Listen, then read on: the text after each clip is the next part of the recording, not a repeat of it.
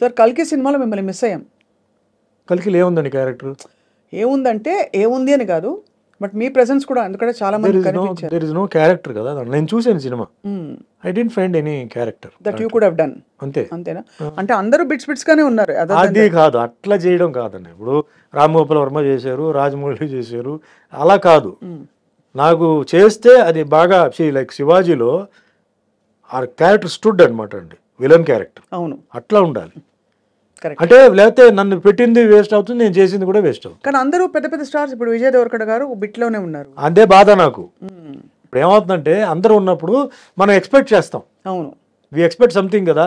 ఆ ఎక్స్పెక్టేషన్ లేనప్పుడు డిసప్పాయింట్మెంట్ ఉంటుంది. అవును, వాళ్ళ ఫ్యాన్స్ కూడా డిసప్పాయింట్మెంట్ ఉంటుంది. అవును, కరెక్టే. అది రాంగ్. అది చాలా మంది చేసే తప్పు పని ఏంటంటే ఇలాంటి స్టార్స్ని పెట్టేసి అనౌన్స్ చేస్తారండి. అందరు పరిగెత్తుకొని వస్తారు, వస్తే అక్కడ ఉండదు.